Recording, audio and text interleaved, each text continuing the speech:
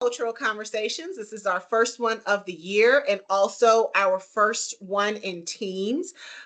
We will be having Miss Sarah Anderson from Oldways come and speak to us today. Sarah is a graduate of Lesley University with her bachelor's degree in global studies.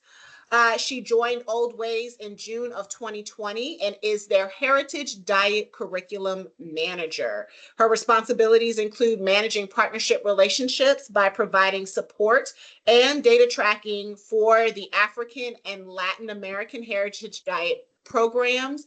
And as within this position, she empowers instructors and organizations to implement culturally relevant nutrition education. She loves to cook like most of us up here, read like most of us up here, and volunteer. So I'm going to go ahead and hand it off to Sarah. One quick note. If you have questions, Kristen and I will be monitoring the chat to make sure that we can catch those questions, and then we'll field them to Sarah at the end of her presentation. Sound good?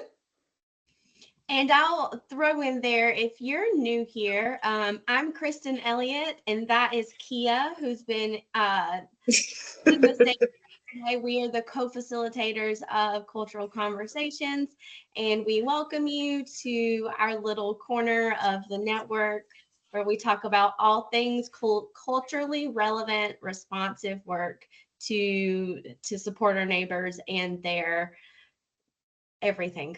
Their everything. Yes, yes. Thank you, Kristen, because I often sometimes forget that there may be new people in here. All good. Yes. Okay. All right. Sarah, take it away. Okay, perfect. Thanks so much for that lovely introduction, Rakia. That was really nice. And I feel like you captured a lot about me. Something new, I guess, for people outside of my bio blurb is I recently relocated back to the Houston area after living on the East Coast for 8 years. And it's great because I'm able to stay with Oldways. And, as far as listening to some of my background and information and international relations, you're probably wondering what brought me into the food and nutrition space. And that's where Oldways really encapsulates that when going through the heritage diets. That love for food, culture, and travel, and understanding the landscape, society, and using food as that way to connect with different cultures and communities has really been that added value for me. And I think what's nice about the African Heritage and the Latin American Heritage program through Oldways is that it really invites us and communities and ourselves to explore our own heritage. And so that's where my journey began as far as within the food space. It was actually through Oldways. So let me share my slides here. I am so used to Zoom, but sometimes I could be a little finicky when it comes to Teams. So this is exciting. All right. And then let's see here when I go to that one. Okay. So thumbs up that you see the presenter side. Perfect. So for those of you that are unfamiliar with Oldways, we're a 501(c)(3) nonprofit dedicating to improving public health by inspiring individuals and organizations to embrace the healthy and sustainable joys of old ways eating. Our heritage-based diets are high in taste, nourishment, sustainability, and joy. We're most well known for our Mediterranean diet, and I'll talk a little bit about the development of that. And programs within, Oldways that you'll see is, of course, our heritage diets, cooking classes, and I'll go into more of that in our next couple of slides. Perfect. So a little bit about Oldways. Our mission is to, inspire people to embrace the healthy and sustainable joys of Oldways eating. Our vision is a healthier and happier life through cultural food traditions. And now here is where we go through what all that we offer at our small but mighty nonprofit. And that is, the cooking classes, which are available through the African Heritage and Health Program and our Latin American Heritage Program. But we are not just a cooking nonprofit, we also offer travel culinaria opportunities. So travel with Oldways, you can find more information on our website, but essentially you can go to different parts of, our world, and we'll take you backstage to, some of the farms and meeting with chefs, do live cooking demonstrations, and it's really just a beautiful culinary experience. And then we're also a part of the Whole Grains Council. So when you're at your local grocery store and you see these whole grain packages that have that stamp, we're a part of that council that approves that stamp for some of those products. And we're also part of the Cheese Coalition, and we have our plate forward, plant forward plates too. So we have a lot going on within Oldways, but this is just, talking about the overview. Now, the early days of Oldways starts with this guy in this photo here who is Dunn Gifford. He started the nonprofit back in 1990, and the whole goal of that was to promote traditional foods, their agriculture, their sustainability, preparations through their healthfulness.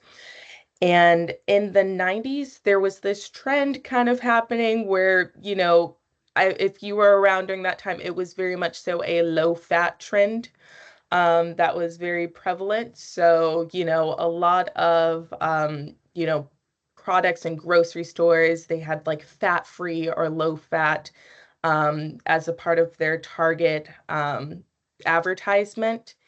And we were one of the small communities that was like, what are you talking about? There are healthy fats that you will see in foods that are actually encouraged and are good for our bodies. And so, I think stirring away from the popular belief of removing all fats from your foods is the best way to be healthy.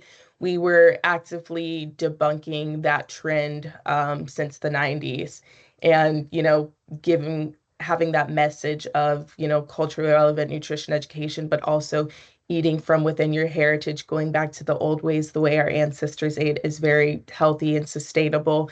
And there are such things as healthy fats. But, that was something, it was just a topic that really fueled, and ignited the passion of Old Ways to say, we really need to actually talk about this and have this a part of the conversation. So, um, this is the man who, helped started that. And our first program here that we have as a part of Old Ways was our Mediterranean heritage diet. Now, what's nice about this graphic is it's going to go over all of our heritage diets that we offer. So we have our Asian heritage, our African heritage, our Latin American heritage, our Mediterranean diet, and then there's also our vegan and vegetarian diet too. And we decided to go with a pyramid, other than instead of a plate, because a pyramid is more inclusive. Like when you're looking at a pyramid, you see all the options that you have instead of the limitations. And I think it's very important when looking at our heritage pyramids is to base most of your meals at the, going from the bottom of the pyramid, and then less frequent meals to the top of the pyramid. So with the African heritage diet, as you know, is at the top, there's that sweet potato pie, which is delicious and feeds the soul, but may not be the healthiest. So we're not saying don't have it at all, because it's still delicious and it's still valuable. But what we're saying is maybe we don't need it 3 times a day, or maybe it isn't something that needs to be a part of every single meal. And so with our heritage diets, it's just really important that at the bottom of that there's this emphasis on time and family together. So physical activity, because that's something that can be, left behind. And I think it's just incorporating these simple movements throughout your day, such as walking, jogging, dancing, even marching in place.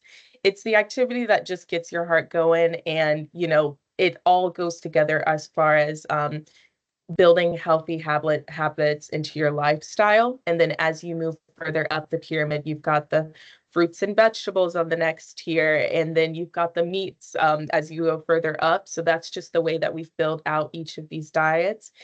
And when you're thinking of, food in general, it's something that's meant to be shared. It's something that's good for our health. And so when we talk about the dinner table, we really like to see it as the healing table, a place where people can come together and share beautiful and fresh meals and just reinforce this happy and healthy lifestyle togetherness.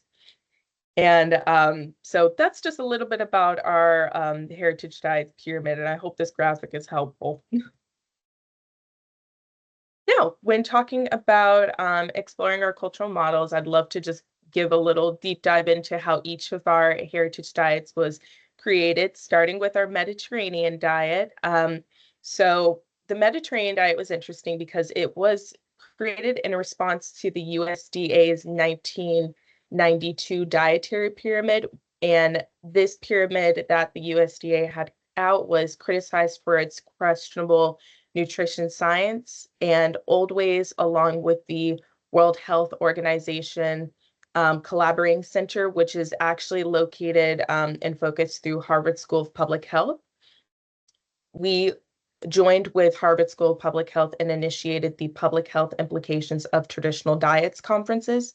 And these gatherings officially started in 1993. So that's where you can see that's when the Mediterranean diet pyramid was developed.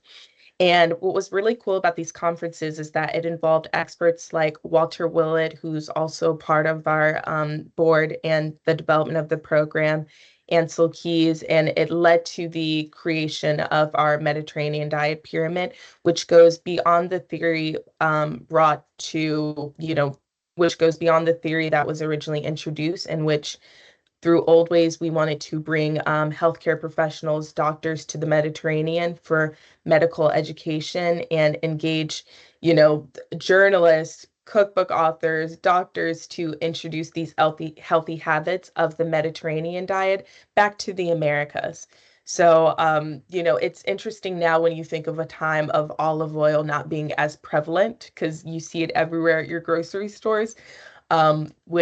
When you're looking further back, these are things that had to be slowly introduced into the American community, and Oldways was a part of that mission where it was we that's how our travel culinaria started. It was originally not for a travel experience. It was actually for introducing the healthcare fields to these nutritional ingredients and other diets from other countries besides other than America, and how we can introduce that into our market and ways that it is healthy and beneficial for our overall health. So that is, a little bit about the Mediterranean diet. Now, in regards to the Asian heritage diet, that was the next one that was developed in 1995. With the Asian Heritage Diet, we were at a international conference on the diets of Asia in San Francisco. And this was developed in collaboration with Cornell China Oxford Project and the Harvard School of Public Health. This pyramid draws inspiration from rich traditions and religious practices of Asian countries. And within this diet, there's an emphasis on vegetables, strong spices, rices, noodles, seafood, and soy products. So that was the next heritage diets that we created. And then after that was the vegetarian diet. From there, there was the Latin American heritage diet. So the creation of the Latin American Heritage Diet Pyramid was in 1996, and it was at this conference in El Paso, Texas. And that is where we were able to come up with be introduced to these advisory members who came together with their expertise to develop the Latin American Heritage Pyramid. And then based on that pyramid, you'll see the Latin American Heritage Diet and Curricula, which is called A Taste of Latin American Heritage. So what's cool about this one is, we had this conference in 1996, but it wasn't until 2005 that we gathered at another Latin American Heritage Summit in Mexico City to re-examine the science behind the pyramid. And after that time, the graphics were updated in 2009 to better showcase the abundance and deliciousness of Latin American heritage foods. So within that curriculum now, we have our, of course, the Taste of Latin American Heritage cooking classes that we offer. But this is the development of that. Now, with the African Heritage Diet, every single heritage diet, as you probably noticed, has a different development and process, but I think that's what makes them all unique in their own ways. Our African Heritage Diet was actually developed from a generous support grant from Walmart Foundation. And with that grant, we were able to build our own advisory board committee in which we all collaboratively crafted the African Heritage Diet Pyramid, serving as the foundational framework for two curriculums developed within the African Heritage Program, and that's A Taste of African Heritage and A Children's Taste of African Heritage. So there's the children's and the adults. This 6 week for the adults, this 6 week cooking and nutrition program was established in 2011 and is centered around nutritious plant-based foods rooted in the diverse African diaspora. The pyramid showcased, that I'll talk to you about in the following slides, guided the curriculum's development, and it went under comprehensive review by expert dietitians like Constance Brown Riggs and Dr. Harris, which I'll show you the advisory board in some later slides. But it was really nice because with the African Heritage Program, because it was a grant, we were pushed to get it out as soon as possible and have these pilot sites where we can do data collection. So around 2000 and 2011 when it was first when we created it, and then by 2012 we already had 15 pilot sites in which we wanted to offer the class series and understand its the benefits that it brings and promotes within the community. And this just goes along our underlining mission of promoting good health and cultural richness through our cultural heritage diets. So now we're going into our similar patterns within our common foods and flavors. So you'll find this on our website within each of our heritage diets. There's these handouts and they're complimentary, free for the general public because as a nonprofit, we want to make sure that we are accessible and that we have these resources available for whoever wants to learn more about these things. So it's best to, understand that no single diet can accurately represent the eating patterns of all people on Earth. But these heritage diets which were developed organically, come together because, when you're thinking about these heritage diets and the different crops and how they thrive in these different regions, you also take into consideration the foodscape of these places and how these regions have been shaped by traders, explorers, immigrants, and people who have moved around the globe to, make up these interesting crops, ingredients, and things that you'll see in these spaces. So different regions, of course, will have, different religions or dietary needs that shape food preferences.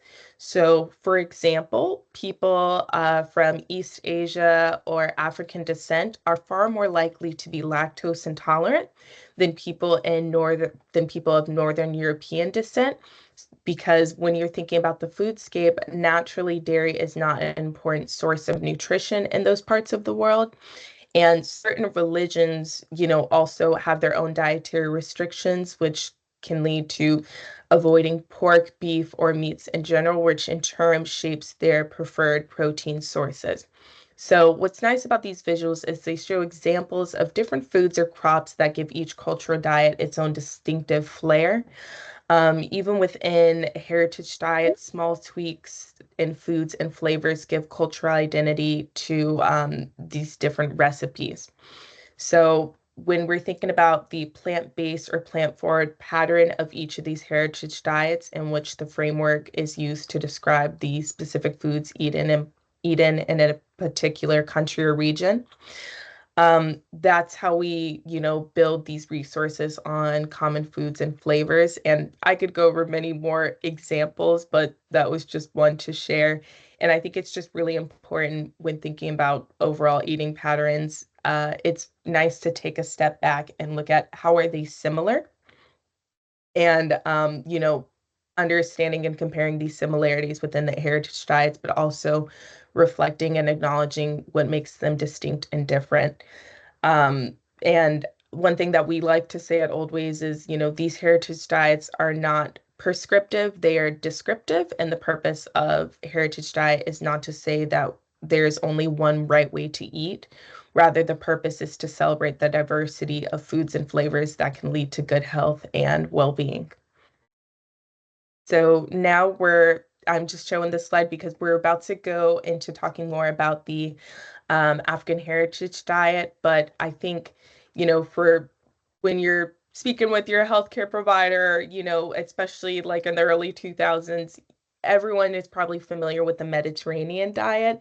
And that's why today I'd love to focus on the African heritage and the Latin American heritage diet. And this journal that you see here in the middle is a recent academic study that we published, and it talks about, the similarities within our cultural models and why it's great to see those more within that academic space and more journals and studies. Therefore, we can talk about how culturally relevant nutrition education is more sustainable and very well for the general public. And I know when I was talking about the African heritage and the Latin American heritage, here's just another graphic of the two pyramids and, just acknowledging the differences between these heritage diets there in the visual. Great. So now going forward with the African Heritage program. So this graphic right here that you'll see, this symbol is, you'll see it on our children's curricula, actually, for the African heritage. It's the mascot. So it's called Sankofa, and it translates to go back and take.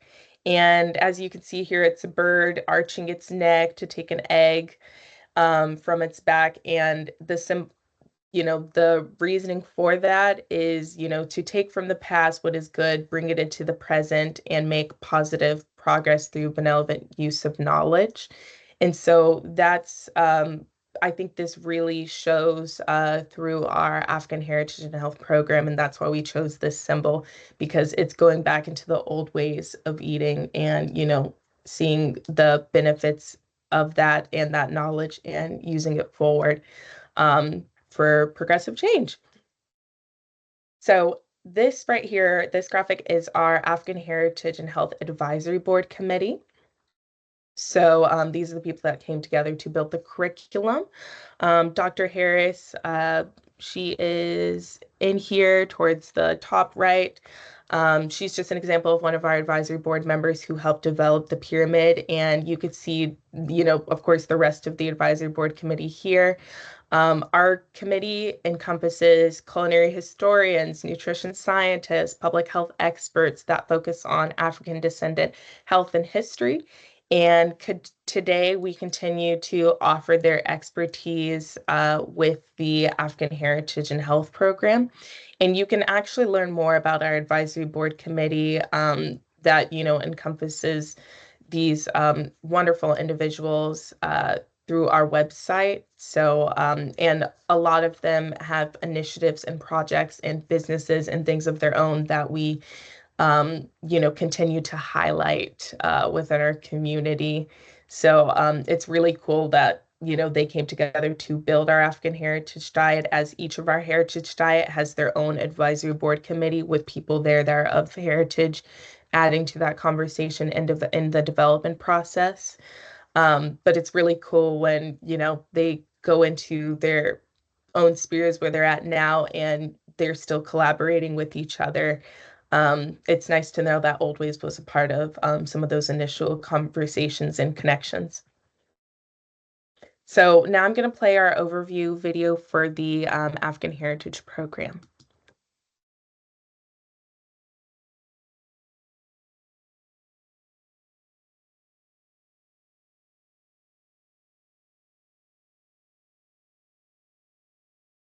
This is more than just about food. It really is about shaping people's identity and how they see themselves through their food, how they see their culture being a part of their health solution.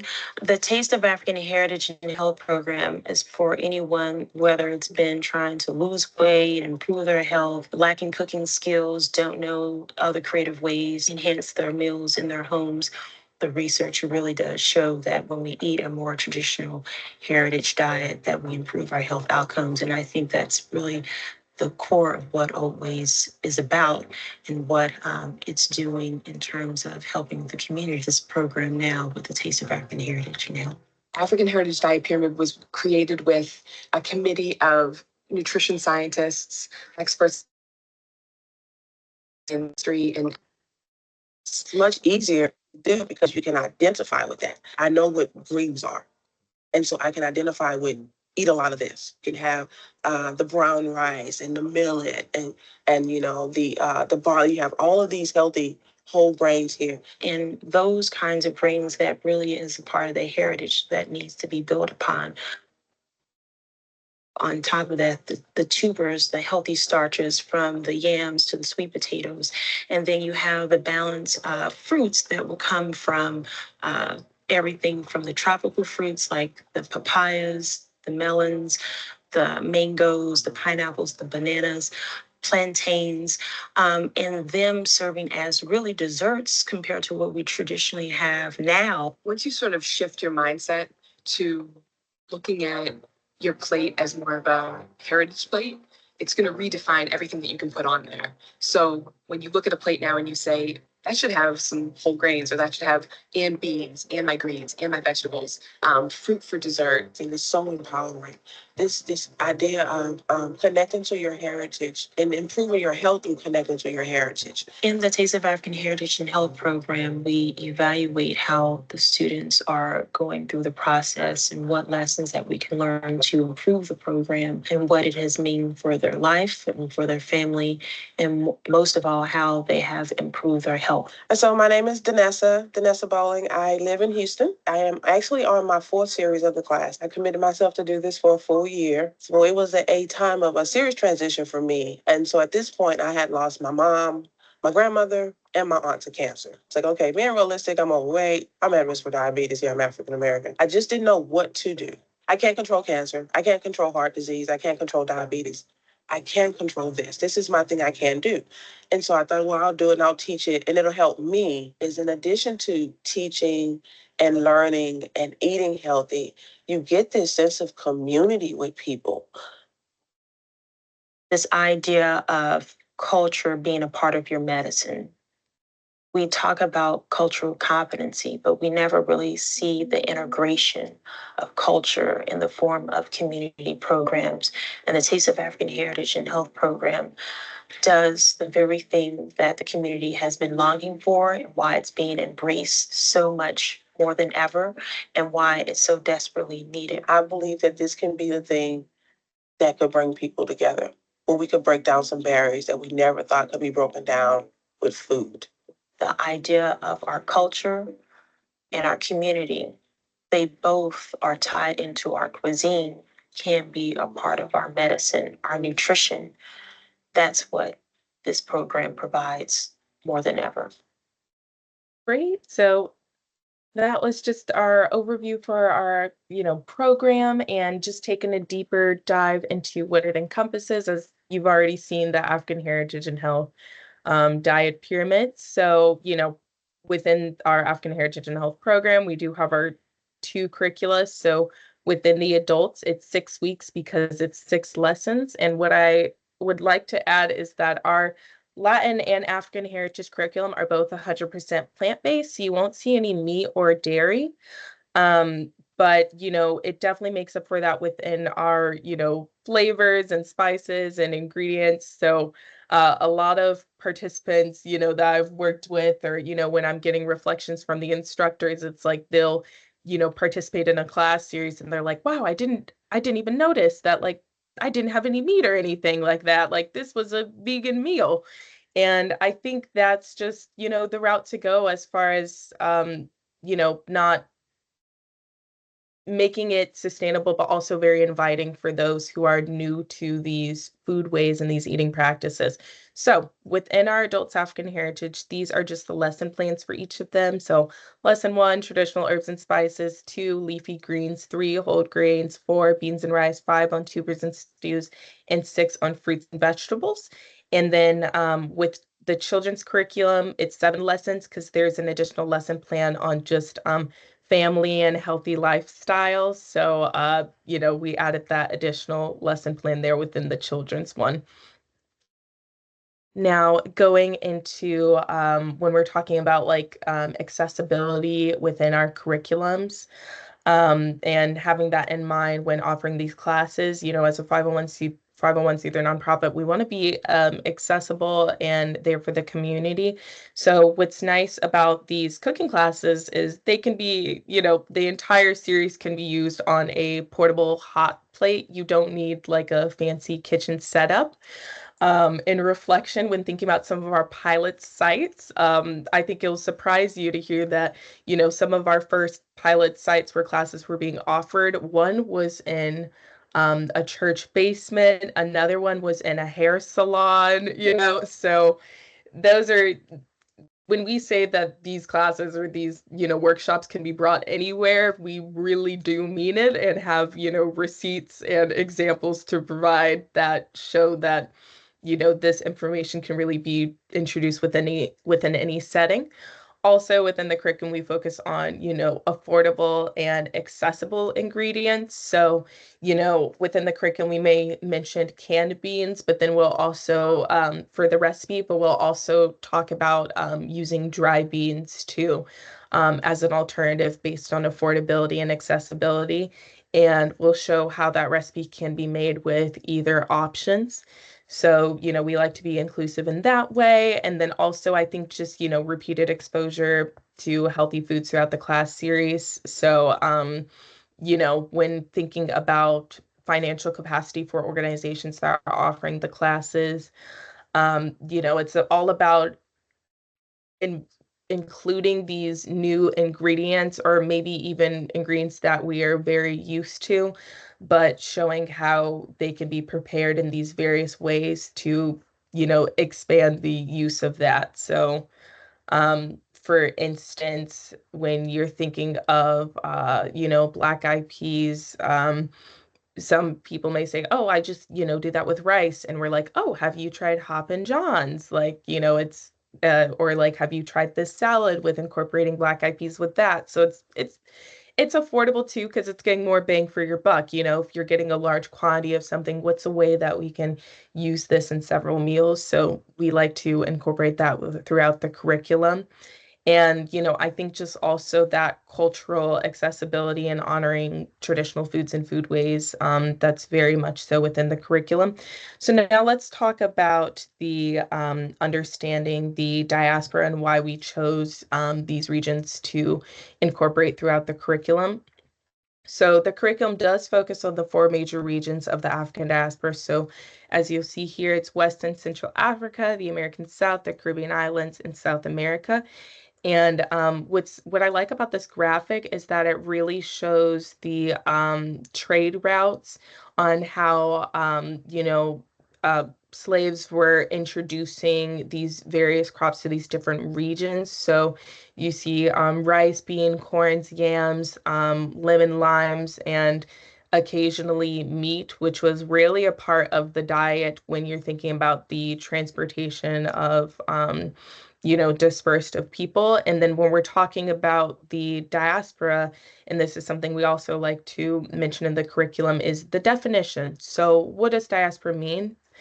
And it refers to the dispersal or scattering of a group of people from their original homeland.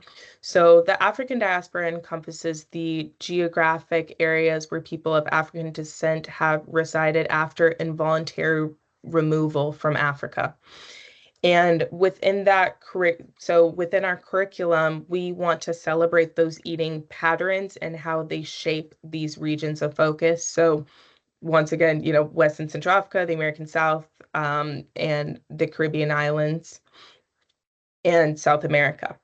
So the diaspora, but as of course our curriculum focuses on this, but the diaspora expands further than this. And I think that's something that we also like to talk about, in connection to this one too. And when I say further, then a lot of people, a lot of the times it's not part of the discussion is that there were also parts of Central America, Canada, Great Britain, Pakistan, and India in which there was this dispersal of people that were involuntarily brought to these regions. And enslaved Africans, when they were on these routes, it's very well told in history too that they carried seeds with them in food traditions to these different parts of the world, and that was their way of preserving culinary heritage. And this history remains present even in modern agricultural practices and food preparation methods. And so I think that's very important to highlight when you're thinking of the African heritage diet, is to take this information into consideration. Now, more on the, diaspora, going from the East Africa side of things. You know, when we're talking about Africa, it's a continent, not a country. So it's extremely diverse, both culturally and geographically. There are 54 countries in Africa and well over, 1,500 different languages. It is the second largest continent. Size-wise, you can fit the United States, most of China, India in the continent with leftover room. And the culinary diversity of Africa has been shaped through geography, climate, trade, and cultural influences for centuries. And so, within our African heritage diet, you want to talk about the foods from these regions as well. For example, curries, lentils, teff, whole grains. And so, just I love this graphic too because it just gives, the routes from the other side of, how food and eating patterns have shaped from the diaspora. So now we're going to talk about some plates of expression because plates are important too when talking about these regions. A well-balanced plate is more than just one dish. A healthy plate heaped with vegetables, whole grains, and maybe a little fish or some beans stands in sharp contrast to what you see on steakhouse ads where red meat covers 2/3 of the oversized platter. So when we were developing the curriculum, we created these plates of expressions, which shows like real foods that, go along with the African heritage diet. So, from the African continent, you'll see here on the West and Central Africa, we've got our peanut soup, our jollof rice and with black eyed peas, and, the Senegalese dish, chicken yassa. And for the Caribbean, we have the hearty pumpkin soup, the red beans and rice with coconut milk and sauteed spinach, grilled snapper with mango and cilantro, lime vinaigrette, and green beans. And then South America, we've got our black beans and rice with heart of palm salad, our vegetables and rice soup, the watercress salad. And so and then American South is the shrimp gumbo, the hoppin' johns, the braised collard greens, the cabbage slaw, the pecan crusted baked catfish, and the baked sweet potato and okra corn mix up. So these plates can actually be found on the website, but this was created by an illustrator years ago in particular for our African Heritage and Health program. And if you haven't had lunch, I apologize in advance. So now we're actually going to go into a mini cooking demo of the mafe stew. And this is just one of the dishes that's, within our African heritage curriculum. So let me click here and see if it will load for me. Oh no. Let's see.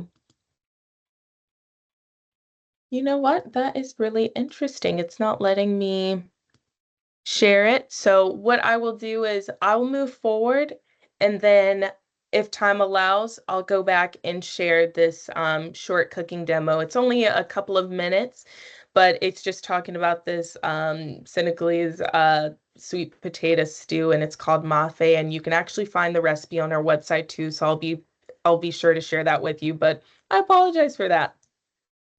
So now going into how using heritage as a motivator for health. So of course, as already mentioned, all recipes within the curriculum are plant-based, but I think it's nice to also go into the research of things.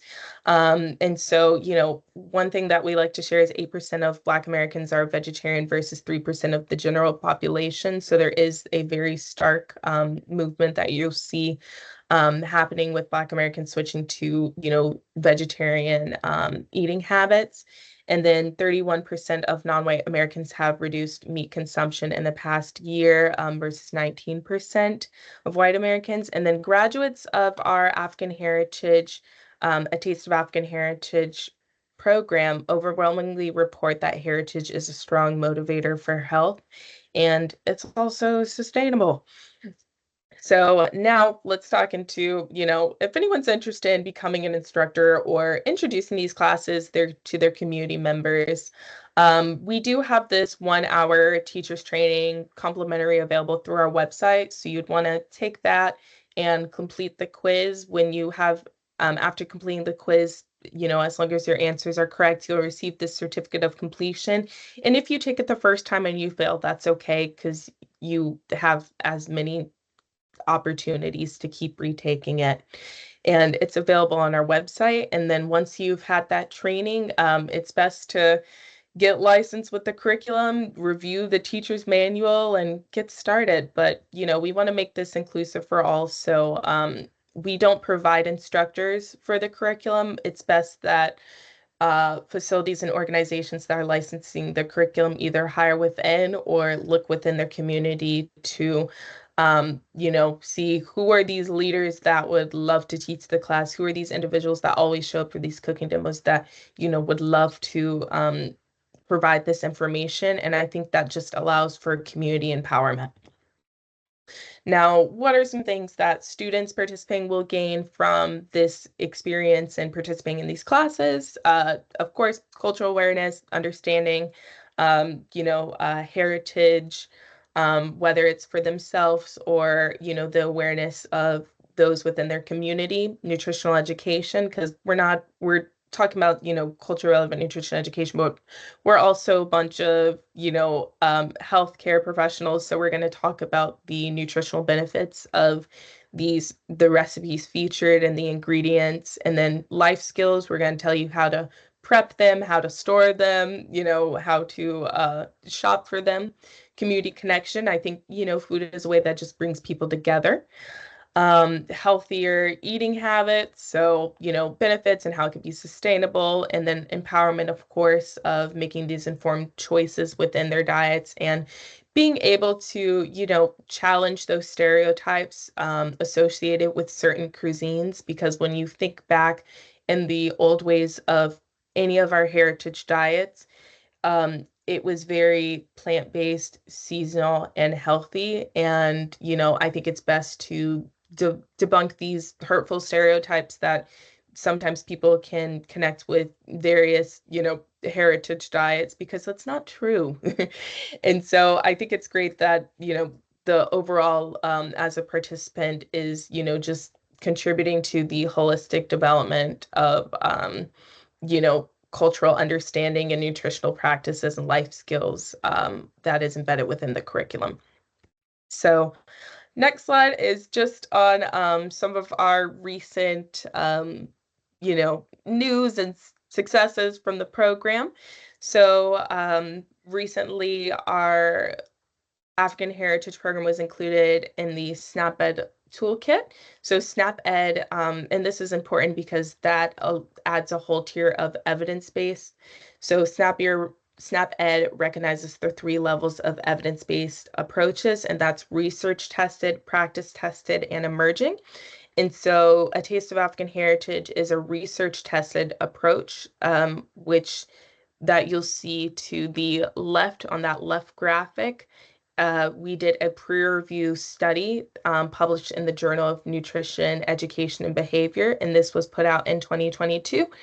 And how we got that journal was based on the data collection that we've received from participants of the African Heritage and Health curriculum. And so we studied weekly intakes of my food plate groups like fruits, vegetables, greens, and how increased weekly exercise frequency led to significant improvements in weight, waist circumference, and blood pressure. And what's nice about this study is it also helped identify improvement in awareness of and acknowledgement of healthy eating from program participants. So we still continue to collect data because we want to be a part of that solution of, continuously putting out information and evidence-based studies on the effectiveness of cultural nutrition education and, various heritage diets that we offer. Now, here are just some things that you'll see that's a part of resources and that's available for the general public that can just give you more insight on the African Heritage Diet, like our demo kit, our plant forward plates, our grocery store kit. These are all complimentary except for the brochure. And then we have the program brochure and the African Heritage Soups and Stories. So that's a really unique resource where we talk about different community members in ways that soups from their heritage, connecting that back in the food way. So this can all be found on our website. Now, for the Latin American Heritage diet. So Taste of Latin American Heritage is our bilingual English and Spanish diet. And within that, we have a Taste of Latin American Heritage curriculum. It's also 6 weeks. And it's based on, healthy plant-based foods across Latin America. What's nice is that there is also an advisory board committee, which can be found on our website. That is chefs, nutrition scientists, and public health experts, all who are, have a focus and love for Latin American heritage, health, and cuisine. The lessons are herbs and spices, tubers, whole grains, fruits, vegetables, healthy lifestyles, pulses, and then lesson 6 is on nuts, seeds, and oils. And what's nice about this is SNAP-Ed recognizes our Latin American heritage. It's considered as an emerging approach, and it's modeled after, it's as an emerging approach as of now, but we want to get it to the point, the goal, and we will be doing this, is getting it to the point where it is research tested too, just like with our African heritage curriculum. And I think, if you're interested into what are ways that we can get this from emerging to research tested, and that is one simple answer: data collection. So, participants and facilities that are offering the classes or teaching the classes, we just need more student entrance and exit surveys. Therefore, we can use that data to produce more evidence-based stats and journals. So then SNAP-Ed can then reaccess it, reanalyze it, and get it into that research tested approach. But it is still in a very great place, even considered that it's emerging, because that means that there is data collection and evidence behind it to get it to that stage, which we're very excited about and we're continuously working on. Now, what's nice when we're thinking about, cultural competence and teaching within the our heritage diets in general, but I think that you'll see very nicely well built within our Latin heritage is having that constant cultural exchange. So resources within the Latin heritage, every single one of them automatically come in English and Spanish. Therefore, it is accessible for community participants to get involved and not feel like there are any barriers holding them back from gaining this valuable resource. And, self-awareness, using inclusive language. Recently, we got our Latin American heritage. And when I say recently, I mean as in COVID pandemic times. We got it professionally translated by a Harvard professor because, we had our translation, but we wanted to see, how can we get it to where even more, countries and cultures are able to dissect this information and make it as general as possible, where, there is not any sort of blockage. And I think it's great that, it allows for students to learn, about others' cultural roots and their selves. And, it's always good to not make assumptions. So I know I already talked about what teachers will gain from this, but I think also, most importantly, when we're thinking about our heritage diets is empowering to shift that narrative of, African or Latin heritage cuisine being fatty and unhealthy, because that's just not the case. And so when we're thinking about ways that you know, partners that we work with that can offer these class series, I like to say anyone and everyone under the sun, because it really is possible these classes can be taught within any setting. But these are just a couple of examples of our different types of partners that have implemented the classes. And so there's SNAP Ed agencies, universities, nonprofits, schools, healthcares, farms, community gardens, after school programs. But you even have like small catering business, or someone who's just very excited to share this information with their community. So maybe they're offering mini cooking classes out of their own home kitchen. And so I guess, to not see it as a roadblock, but, we want to make these curriculums as accessible as possible. And I think tracking success, so ways that we encourage partners, um, you know, when working with participants, is through our lifestyle evaluations. And it just focuses essentially on the healthy eating behaviors of the participants. So how many times a week do you eat fruits or vegetables?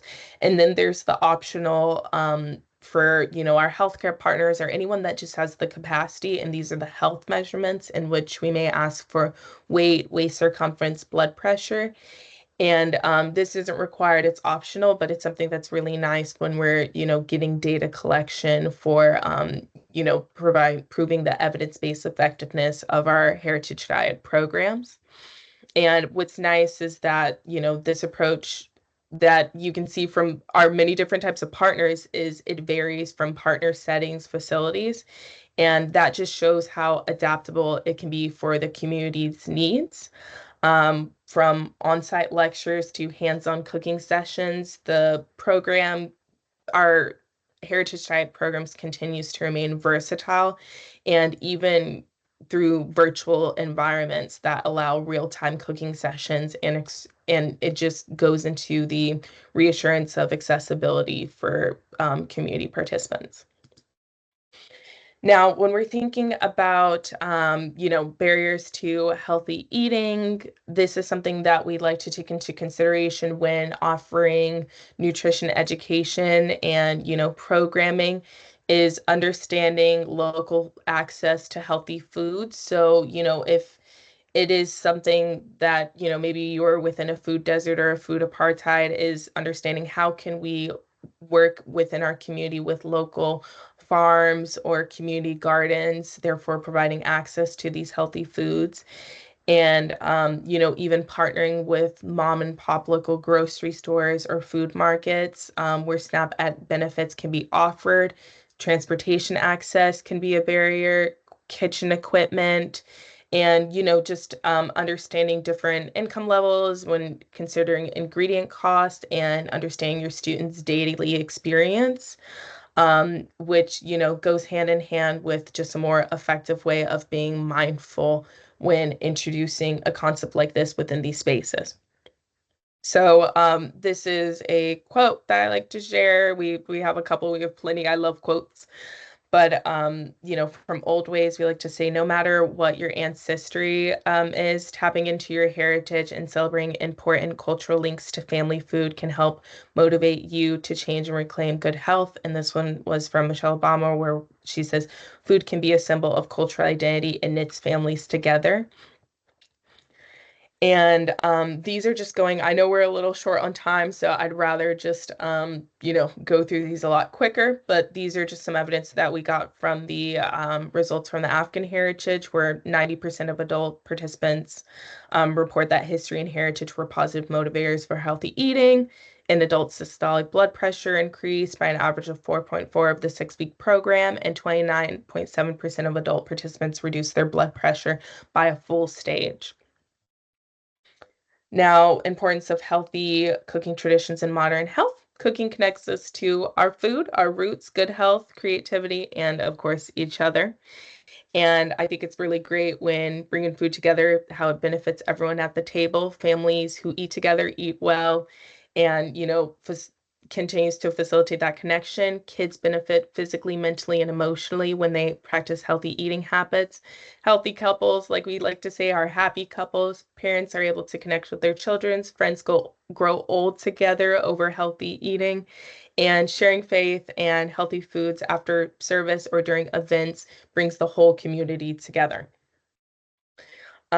These are the ways of, bringing these classes or this curriculum or these resources to your community. We have a self-paced e-course for the adults African heritage.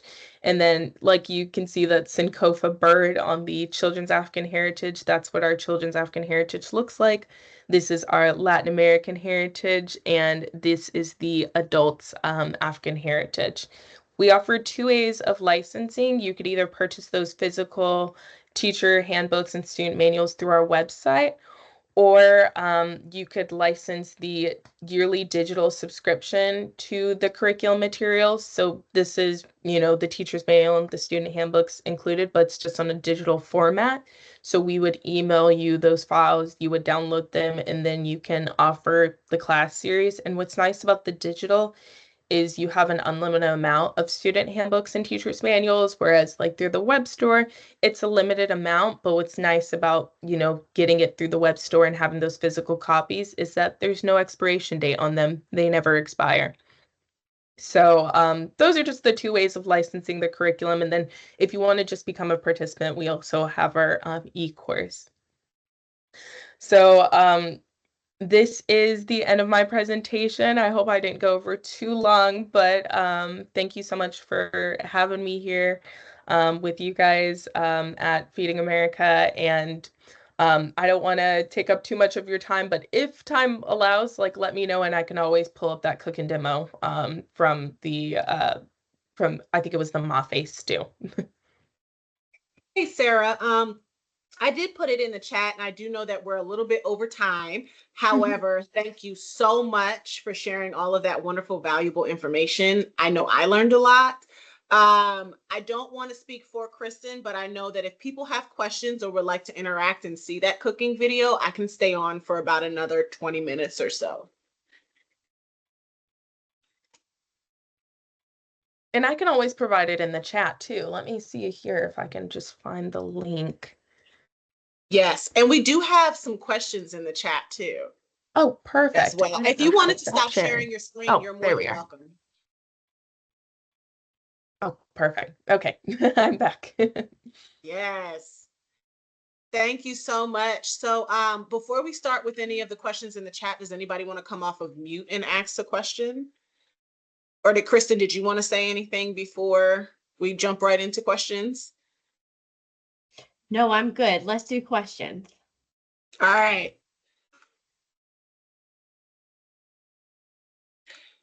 Okay, so let's see. I'm going to scroll all the way up to the first one that we have here. So a question for later: as food banks work to intentionally evolve their inventories towards more nutritious, culturally inclusive foods, are there any resources you would recommend to better understand the top about 10 staples, 10 staple food items by culture or ethnicity that we should consider sourcing? And this one was from Tyler Herman. So Tyler, if you wanted to come off mute and just expound more on your question or not, it's totally fine. Yeah, we're trying to do kind of like a capital I inventory overhaul to ensure that for the three major sort of groups in our region: white, black, and Hispanic, Latino, Latinx cultures, that like our inventory is built out to meet those diverse needs, and then go into some of our pantries to look at who are the top 1 to 2 groups in each of our geo-region beyond that, to look at different foods that we might be able to source, whether through gift cards, local sort of ethnic food stores, for those specific pantries. So for that like broader, larger capital I inventory makeover, we're trying to look at like evidence-based lists to inform those sourcing habits. So any resources, and Kristen was shared this Google folder that had quite a lot of great resources, but wondered if there's anything else you've come across, Sarah, that would be ideal for the group to consider. Sure. I mean, we definitely have our like recipe ingredient glossaries for each of our heritage diets. And like I said, it's not like a one all answer for everything, but it does have a lot of insight on some popular, food ingredients, and talks about their connection to specific regions, and also talks about the pronunciation of some of those ingredients, which can be helpful. So I like to refer people there. It's very, very, level one, surface level, foundational, but I think it's even opening the doorways for that. Therefore, you can look within what's locally available to you too. And one thing that I do like to suggest is when you're going to, I don't know if you guys have like farmers markets or like community gardens, being able to see what are they already, what's already native and locally growing to your area, and ways that you can incorporate that within your meal plans. But that's a resource I love to point to, is, our ingredient glossary.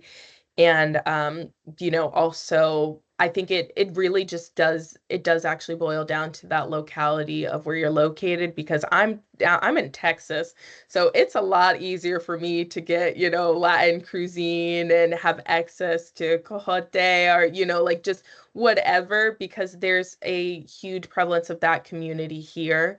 Whereas someone in Nebraska may have further difficulties. And so it's about, going to your local bodega and check out what they have there, and, bringing that into your classes, and, offering that for your community members. And the curriculum is very inclusive, like the classes and the information that we offer, because, it's about having at least that foundation. And I guess the good thing is that we have these, large stores like, the Walmarts, the Amazons, where it's like you can still get access to these ingredients, especially whole grains, when you're thinking of quinoa, couscous, fonio, sorghum. And, but I think also that just going into your local community and within those health markets and identifying these ingredients are always a good thing, and beneficial too, because it's great for the local community.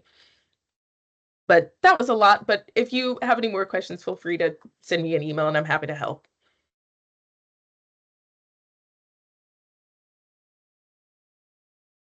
Awesome. There was another one in the chat that says, I'm wondering, for the diet pyramids that were developed 20 to 30 years ago, has there been any updates to them? If so, in what ways? Yes. So the most recent updated pyramid, I would say, is probably the Latin American heritage. And that was the one that was, what was it? It was developed before the African Heritage Diet, and then we attended another conference. So it was like the one in El Paso, but then we went to New Mexico, and just added more to our advisory board, and, gained more insight on, the foodways featured within our Latin heritage curricula. And so we actually added more to that diet pyramid, and wanted to update those visuals so that they seemed more reflective and representative of not just one particular region, but having that expanse of the various regions that we go over within the Latin American heritage diet. So that's the only one that we've updated. And then, of course, the translation too. Like I said, all the resources, we got them professionally translated again, within our Latin heritage diet. And so although it's technically older, like by a couple of years compared to the African heritage diet. I always feel like the Latin American heritage diet tends to be this new diet for us because we're still actively building into it and developing it even further because there's always a long way to go with each of our heritage diets, but it's definitely has priority on for me on things that I want to develop out as far as and even more in comparison to our African heritage diet. Awesome. There is another question in the chat. You've got a lot of questions for our group. So That's great. this is from Zach Hummel, and he says, "I'm curious if your primary audience for these classes are folks who have these particular heritages, or if you open it to anyone who is interested."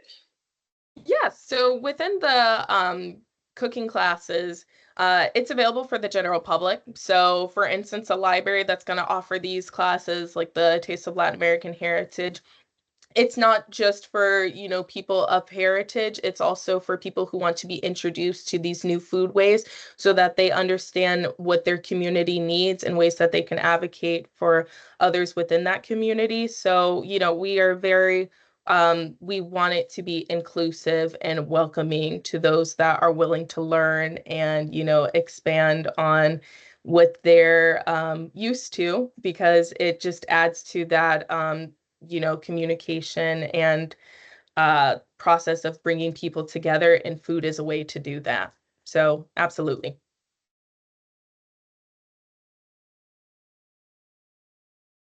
Thank you so much. Oh my goodness. And then the last question that I see in here, yes, the last question that I see in here in the chat is, will there ever be a curriculum for Indigenous North American heritage diets, or does anyone know about resources like that? And this is from Anthony Warner. I hope I said your name right if you are still on the call. Yes, and I would like to say we do have some resources on Native Indigenous foodways on our website. So it's when you go to our resources tab, there is information there, and also in recipes. We have a couple of recipes. When I say a couple, I mean more than a couple, but we have several recipes that focus on that. Um, in the future, I mean, in the nearby future, we do hope to expand on that. I mean, there has been an interest in, indigenous foodways, and that's something that would make a very complementary addition to our heritage diets. And so I think we're in the process of still putting together an advisory board group because, different universities and individuals have reached out saying that they would love to see this emphasized, and we think so too.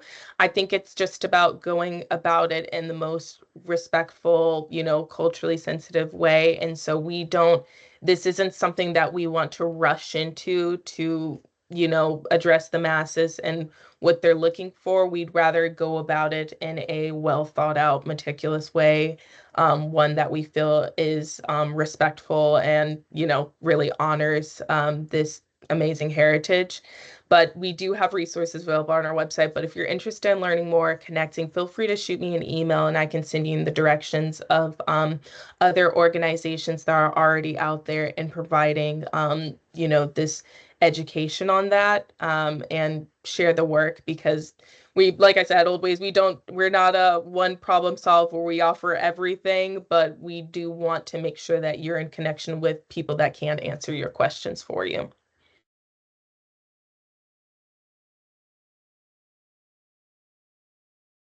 Awesome. That is it for our questions in the chat. Does anybody want to come off of mute with like the 5 minutes that we do still have with Sarah? Thank you so much for hanging on, to ask any other questions.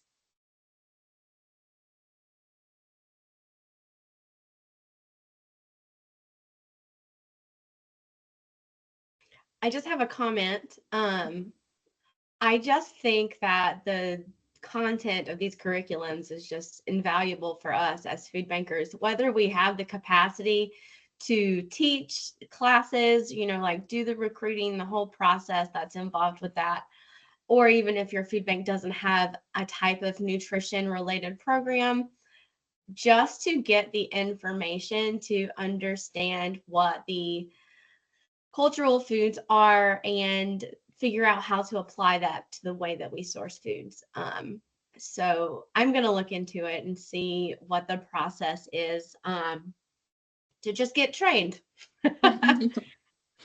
Thanks so much for Thanks very much for adding that, Kristen. That was really nice. Yeah, and we have like also for those who like are like, funding or like, just bringing this in, it's going to be a long paper trail and getting it started. That's why we have resources available for the general public that are free and available through our website.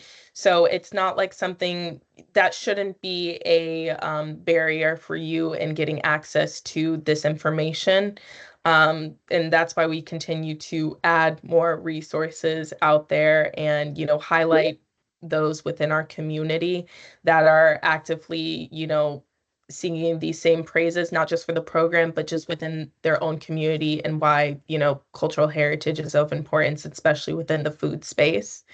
And we'll continue doing that. Like, we've got a day, but I'm already saying Happy Black History Month. So, because we're doing a huge celebration for our African and Heritage program. And, we had our Hispanic Heritage Month celebration. And so I think it's just really times like this where we can celebrate as, community and highlight these works, but not just doing it one time of the year, but doing it throughout, carrying this throughout the entirety of the year. So yeah, thanks so much for having me. This was a lot of fun. And yeah, I know that this is recorded, so our marketing team would love a copy if possible. But thanks so much for just inviting me to share more about our programs. And I feel like an hour I could only fit in so much, so it's just trying to, decide what to include, what not to include. But I could go on and on about our heritage diets and just different facets. So if you ever have any questions, feel free to, keep me in mind and reach out. Oh yeah, most definitely. I'm sure you will continue to hear from us.